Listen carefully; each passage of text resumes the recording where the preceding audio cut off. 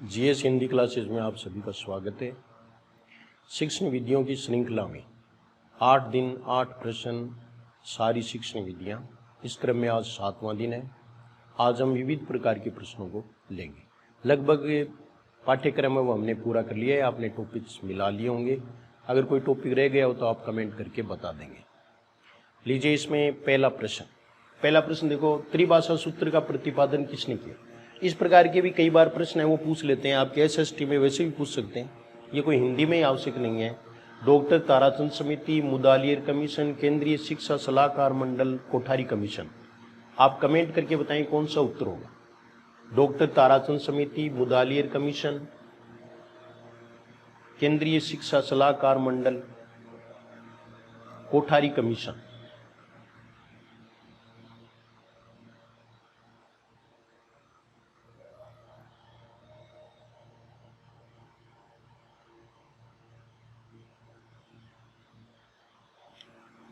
इसका उत्तर है केंद्रीय शिक्षा सलाहकार मंडल। ये उत्तर बिल्कुल सही आपने बताया।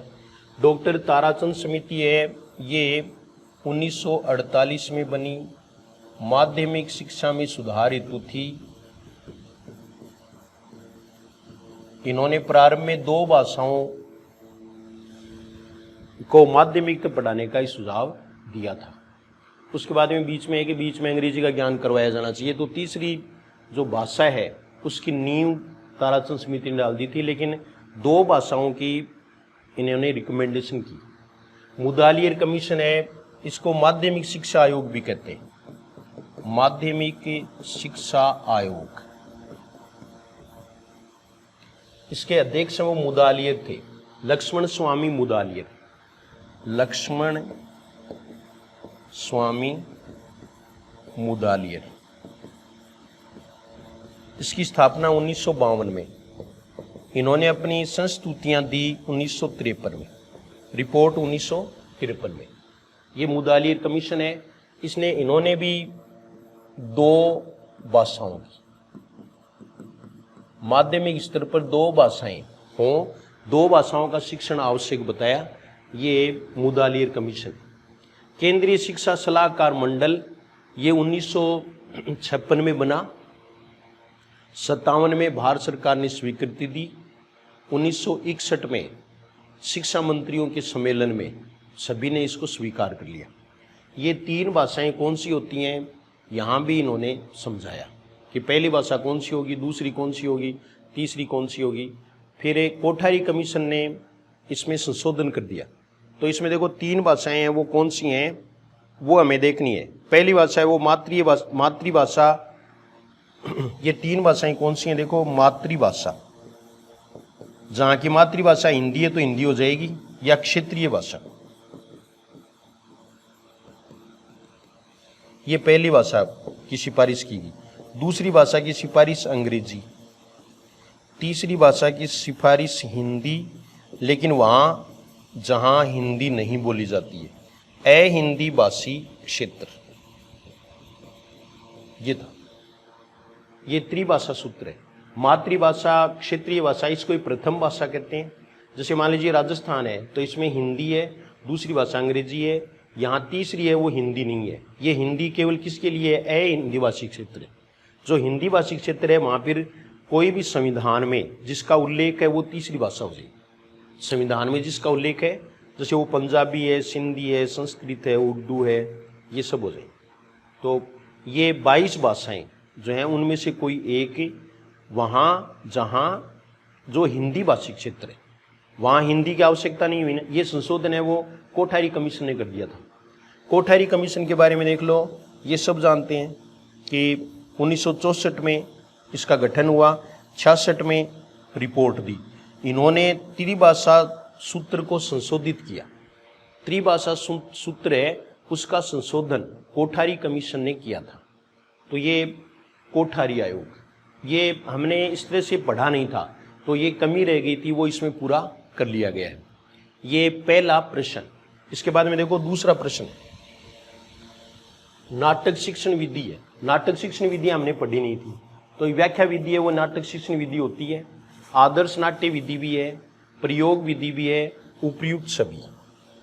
ये प्रयोग विधि है, इसमें दो विधियां हैं। एक तो है कक्षा अभिनय विधि और दूसरी है रंगमंच विधि। रंगमंच विधि, कक्षा अभिनय विधि, आदर्श नाट्य विधि, थोड़ा थोड़ा देख लो। व्याख्या विधि है, इसमें शिक्षक है वो नाटक को पढ़ देता है, उसकी व्याख्या कर देता है। जैसे पद्य में व्याख्या विधि है उसी प्रकार से पढ़ाया जाता है, अभिनय वगैरह नहीं करता है। ये विधि उपयुक्त नहीं है नाटक शिक्षण के लिए, बिल्कुल भी उपयुक्त नहीं है। आदर्श नाट्य विधि है, इसमें शिक्षक द्वारा ही सभी भूमिकाएं की जाती है, शिक्षक द्वारा अभिनय करते हुए पढ़ाना। इसमें बालक निष्क्रिय रहते हैं, इसमें निष्क्रिय रहते हैं या इसमें बालक निष्क्रिय रहते हैं, तो ये विधि भी ग्राह्य नहीं है, क्योंकि यहाँ शिक्षक है वो ही सब कुछ करता है, बालक कुछ नहीं करते। प्रयोग विधि है वो उचित है। इसमें कक्षाभिनय विधि है, कक्षाभिनय विधि में क्या होगा, कक्षाभिनय विधि में छात्र अभिनय करेंगे, किसके निर्देशन में, शिक्षक के निर्देशन में। तो कक्षा में छात्रों को जो जिस पात्र के लिए उपयुक्त है, अध्यापक जिसको उपयुक्त समझे, उनको वो रोल दे दिया जाता है और वो अभिनय करते हैं। शिक्षक बीच बीच में समझाता रहता है, उसके निर्देशन में पढ़ाया जाता है, ये विधि ठीक है। दूसरी विधि है वो रंगमंच विधि। जैसे नाटक के लिए वास्तविक रंगमंच बनाया जाता है और रंगमंच में वही बात है, छात्र हैं वो अभिनय करते हैं और शिक्षक है वो उसका निर्देशन करता है। तो ये सारी हो गई। कई बार प्रश्न है वो ये आता है कि नाटक शिक्षण के लिए कौन सी विधि सर्वाधिक उपयुक्त है, तो वो संयुक्त है, यानी सब मिलाकर के।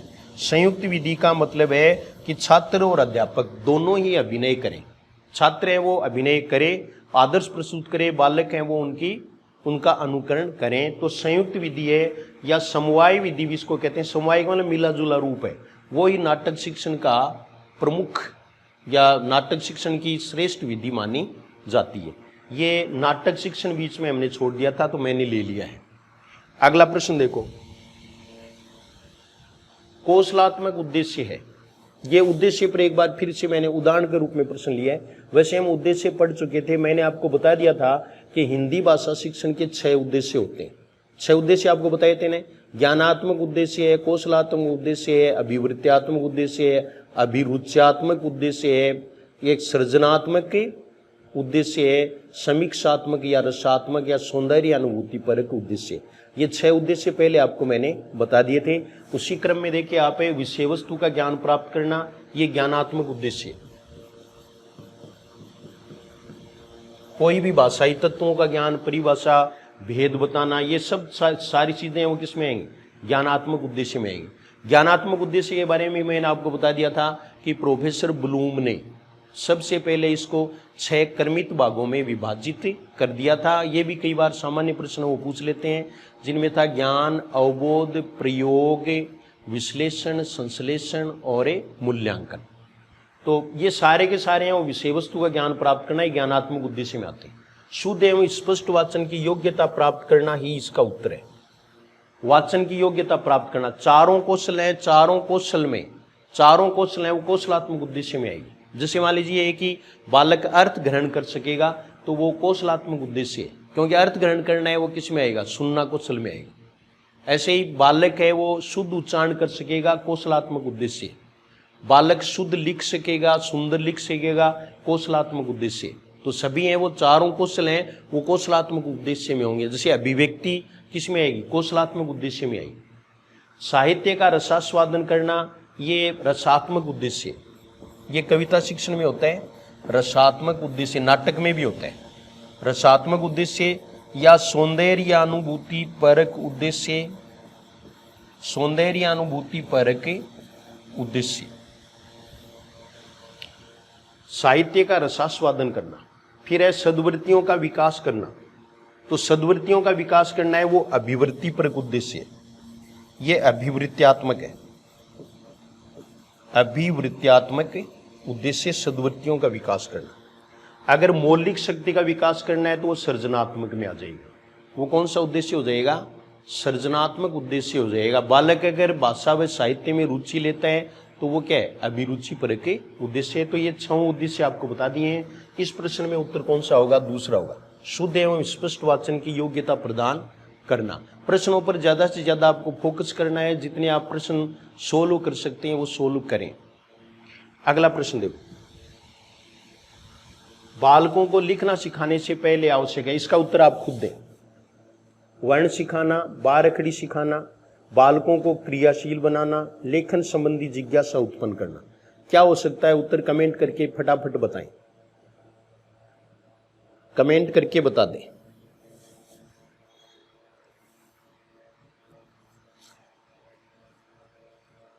चलो कमेंट है वो सही आ रहे हैं। लेखन संबंधी जिज्ञासा उत्पन्न करना, पहला काम है वो जिज्ञासा उत्पन्न करना ही होगा। क्रियाशील तो तब बनाएंगे तो बालक लिखेगा, लिखना शुरू करेगा। तो इसमें उत्तर कौन सा होगा? लेखन संबंधी जिज्ञासा उत्पन्न करना। ये पहले का प्रश्न आया हुआ है, इसलिए मैंने इसको इंक्लूड कर लिया है। इसमें ज्यादा समीक्षा की जरूरत नहीं। भाषा शिक्षण का सामान्य सिद्धांत है, सिद्धांत हमने अब तक लिए नहीं थे तो वो बता रहा हूं आपको। स्वाभाविकता का सिद्धांत, क्रियाशीलता का सिद्धांत, लेखन का सिद्धांत, शिक्षण सूत्रों को प्रयोग करने का सिद्धांत। इसमें लेखन का सिद्धांत है, ये सिद्धांत नहीं है, ये मौखिक या बोलने का सिद्धांत है, वही सिद्धांत है। यानी लिखने से पहले बोलने का सिद्धांत। तो लिखने का सिद्धांत है, ये कोई सिद्धांत नहीं है, बल्कि मौखिक या हम ये कहेंगे कि बोलना या उच्चारण करना है, वो पहले बोलना, ये भी सिद्धांत होगा। भाषा में पहले बोलना ही सिखाया जाएगा, उसके बाद में लिखना सिखाया जाएगा। क्रियाशीलता का सिद्धांत है, इसको अभ्यास का सिद्धांत भी कहते हैं। अभ्यास का सिद्धांत, ये संस्कृत में सिद्धांत है, वो डायरेक्ट रूप से भी सिलेबस में। स्वाभाविकता का सिद्धांत है, इससे आप क्या समझते हैं? कमेंट करके बताएं। स्वाभाविकता का सिद्धांत है, इससे आप क्या समझते हैं? ये कमेंट करके बता दें।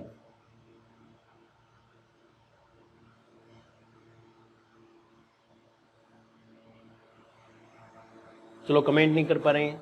स्वाभाविकता का सिद्धांत का मतलब है कि सबसे पहले बालक को सुनना, फिर बोलना, फिर पढ़ना, फिर लिखना सिखाया जाए, ये स्वाभाविकता का सिद्धांत है। और दूसरा देखो आप, लेखन का सिद्धांत ये आपको बता ही दिया। बोलचाल का सिद्धांत, बोलने का सिद्धांत भी कहते हैं। शिक्षण सूत्रों को प्रयोग करने का सिद्धांत। शिक्षण सूत्र कौन से हैं? शिक्षण सूत्र और शिक्षण सिद्धांत में क्या अंतर है? तो दोनों ही हैं, वो टीचिंग को प्रभावित बनाते हैं, दोनों ही शिक्षण के लिए आवश्यक हैं, लेकिन शिक्षण सूत्र हैं वो अलग है। यहाँ एक चीज तो आपको ये ध्यान रखनी है कि शिक्षण सूत्रों का आविष्कार किसने किया? तो हर्बर्ट ने, J.F. हर्बर्ट ने इसका आविष्कार किया, शिक्षण सूत्रों का आविष्कार। और शिक्षण सूत्र हैं कौन से? ज्ञात से अज्ञात की ओर, सरल से कठिन की ओर, अनिश्चित से निश्चित की ओर, विश्लेषण से संश्लेषण की ओर, आगमन से निगमन की ओर, अनुभव से तर्क की ओर, ये सारे हैं वो शिक्षण सूत्र हैं। स्थूल से सूक्ष्म की ओर, पूर्ण से अंश की ओर होता है या अंश से पूर्ण की ओर? तो ये पूर्ण से अंश की ओर होगा। तो ये चीजें आपको ध्यान में रखनी है। ये शिक्षण सूत्र हैं, शिक्षण सूत्र हैं वो स्थायी होते हैं, जबकि शिक्षण सिद्धांत हैं वो काल और परिस्थिति के अनुसार बदल जाते हैं। ये दोनों में अंतर है। शिक्षण सूत्र हैं वो कभी बदलते नहीं, जबकि शिक्षण सिद्धांत हैं उन्हें बदला जा सकता है, ये सापेक्ष होते हैं, जबकि शिक्षण सूत्र हैं वो निरपेक्ष ही होते हैं। अगला प्रश्न देखो, गद्य शिक्षण के अंग होते हैं 3, 4, 5, 6। चलो ये तो बहुत आसान प्रश्न है, आप कमेंट करके बता ही देंगे, बता दो।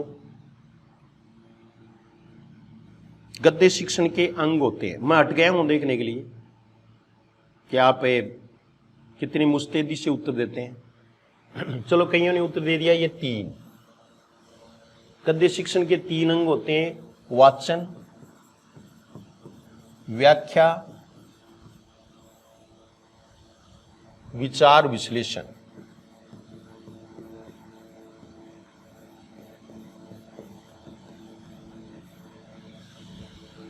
वाचन, व्याख्या और विचार, विश्लेषण, ये 3 अंग हैं वो गद्य शिक्षण के होते हैं। गद्य पाठ हैं वो भी 3 प्रकार के होते हैं। गद्य पाठ 3 प्रकार के कौन से होते हैं?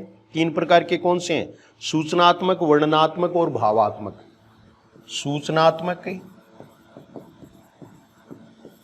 वर्णनात्मक और भावात्मक, ये 3 प्रकार के गद्य पाठ होते हैं।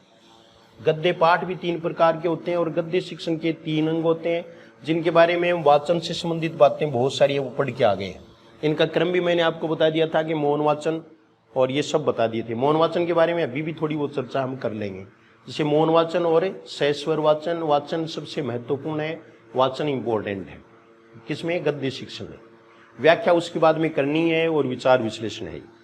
अगला प्रश्न देखो, सेकंड लास्ट प्रश्न देखिए, आज आपका ज्यादा टाइम नहीं ले रहे। व्याकरण शिक्षण प्रारंभ किस कक्षा से किया जाना चाहिए, यानी व्याकरण शिक्षण का प्रारंभ किस कक्षा से किया जाना चाहिए। ये एक इस प्रकार का प्रश्न है कि पूछ लेते हैं रीट में। जैसे पहले पूछा हुआ है कि मौन वाचन किस कक्षा से किया जाना चाहिए, काफी विवादास्पद रहा। किसी ने तीसरी क्लास बताया, चौथी बताया, उत्तर कुछ भी मान लिया, तो इसलिए किसी ने छठी बताया। फिर ये इस तरह के झमेले होते रहते। तो यहां आपको ये देखना है कि व्याकरण शिक्षण का प्रारंभ किस कक्षा से किया जाना चाहिए। इसका उत्तर होगा छठी क्लास से। ये रायबर्न के अनुसार है, रायबर्न के अनुसार। दूसरा मैं आपको बता दूं मौन वाचन के बारे में। मौन वाचन में आपको एक खास ध्यान रखनी है, और वो ये ध्यान में रखना है कि मौन वाचन तीसरी क्लास से प्रारंभ किया जा सकता है, लेकिन इस पर बल किस में दिया जाना चाहिए, बल दिया जाना चाहिए कौन सी कक्षा से, छठी कक्षा से। छठी कक्षा से, छठी कक्षा से इस पर बल दिया जाना चाहिए। तो ये तीसरी कक्षा से, छठी कक्षा से, नौवीं कक्षा भी इंपॉर्टेंट है। बताओ किस संदर्भ में नौवीं कक्षा इंपॉर्टेंट है।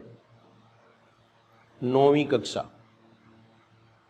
सीसीई सबसे पहले कहां लागू हुआ, सीबीएसई बोर्ड ने नौवीं क्लास से लागू किया था। ये इसलिए ये पूछ लेते हैं 2009 अक्टूबर से नौवीं कक्षा से प्रारंभ किया था। तो अब इसका कोई महत्व नहीं है, क्योंकि उन्होंने बंद कर दिया, बंद किए हुए 3-4 सालों।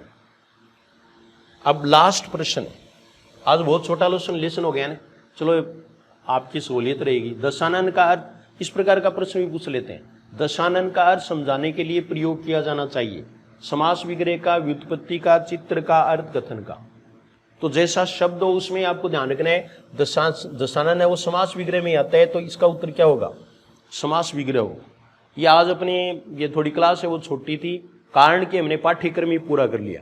अब आप कमेंट करके बता दें कि कौन सा टॉपिक रह गया है, या कौन सा टॉपिक जो कम समझ में आया है, उस पर हमें कल इसी समय एक क्लास और, कल अपनी जो है वो शिक्षण विधियों से संबंधित लास्ट क्लास होगी, अंतिम क्लास होगी, तो आप जरूर देखें, वरना उसमें मिक्सअप आपसे अभ्यास करवाया जाएगा। प्रश्न 8 ही होंगे, 8 प्रश्नों में कई प्रश्न हो सकते हैं, तो 8 प्रश्न होंगे। 8 प्रश्न वो होंगे जो या तो हमने कुछ टॉपिक्स हैं वो छोड़ दिए हैं, या फिर गहराई वाले प्रश्न भी हो सकते हैं। अब आप कमेंट करके बता दें कि आपको 7 क्लास आपने ली हैं, इससे कुछ फायदा भी हुआ क्या, या कुछ कॉन्फिडेंस आप में आया क्या, तो ये कमेंट करके बता दें। कुछ हैं वो व्याकरण की क्लास के लिए ऐसा कह रहे हैं, तो मैं जल्दी आपको इसके बारे में बता दूंगा। अगर समय रहा तो मैं शॉर्ट में आपको व्याकरण है वो हिंदी की करवा दूंगा। धन्यवाद।